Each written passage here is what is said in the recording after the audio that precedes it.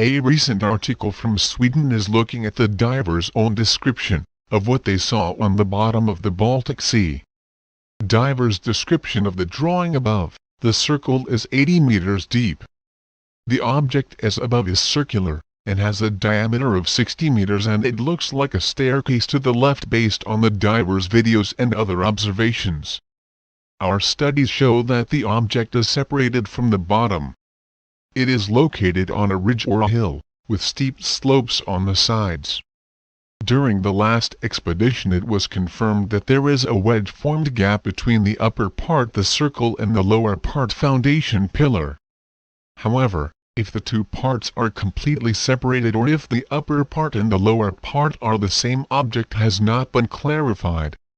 Now, is it a large UFO or some natural phenomenon?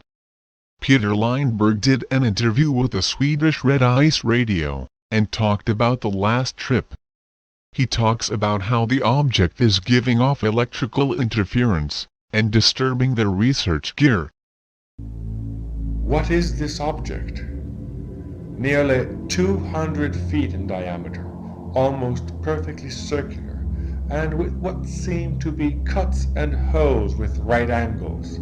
This anomaly, hidden under 270 feet of ice-cold water, immediately captured the attention of the Ocean Explorer team, especially when they saw this: the markings on the seafloor, which appeared to be the remains of a crash landing.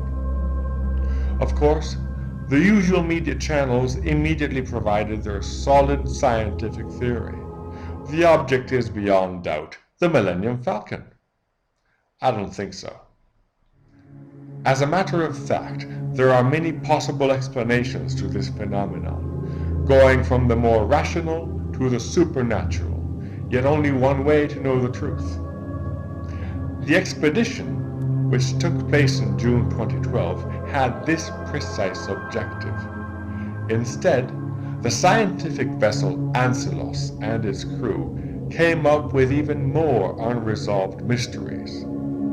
Peter Lindberg said this about the mission. Well, we have experienced things that I really couldn't imagine, because I have been the team's biggest skeptic. I was kind of prepared of finding just a stone. For me it has been an amazing experience, I must say. Dennis Salzberg was also deeply impressed by the discovery. Så jag är 100% övertygad. I'm 100% convinced and confident that we have found something that is very, very, very unique. Then, if it is a meteorite or an asteroid or a volcano, or a base from, say, a U-boat from the Cold War which has been manufactured and placed there, yes. Or if it is a UFO, well, honestly, it has to be something. Ja, alltså jag är helt ärligt. Någonting är det. Here are a few of the incredible finds as described by the OceanX team. The surface of the circle appears to be made of mineral.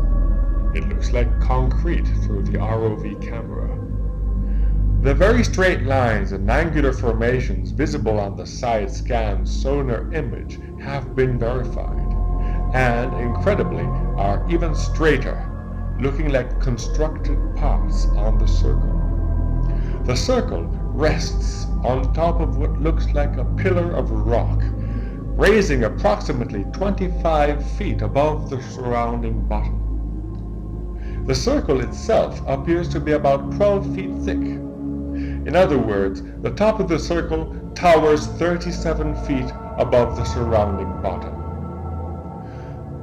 The dives were short and difficult, also due to the dangerously low temperature of the water, as noted by crew member Stefan Hageborn. We looked at our dive computer and it said -1 degree. That's pretty cold for a dive, and it should really be impossible to have that cold water, because it actually turns into ice at 0 degrees.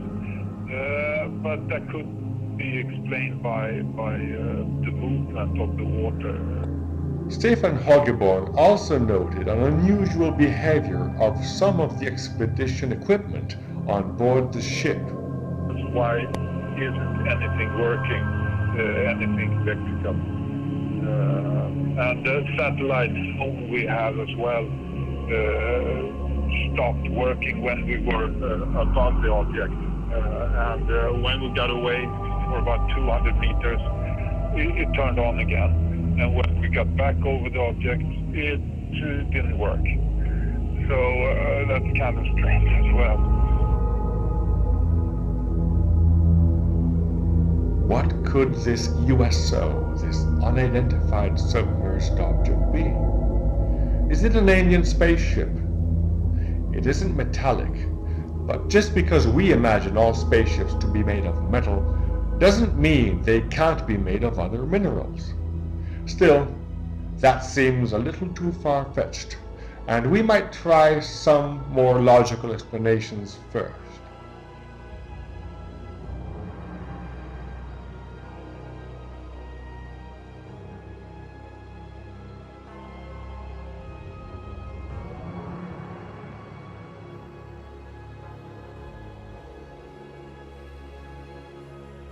For example, it could be an ancient ritual site, built by a civilization before the Ice Age, over an area of intense natural magnetic activity. The object could be the base for an elevated structure such as a temple or some other building. There could be more holes where the wooden pillars of the building were fitted.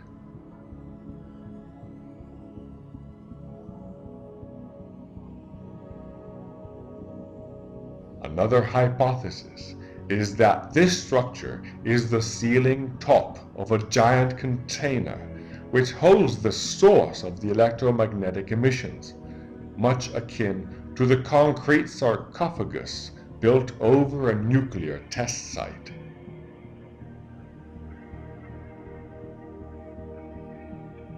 A final theory is linked to that of the Siberian cauldrons. These dome-shaped structures are said to be found in a remote region known as the Siberian Valley of Death. Witnesses report disturbing effects on equipment and, after long exposure, even people. Some say these structures are part of a still active defense system, capable of neutralizing incoming menaces such as meteorites. If this is the case of the Baltic Sea anomaly, then there is the remote possibility that while the Ocean Explorer team are monitoring the anomaly is monitoring them.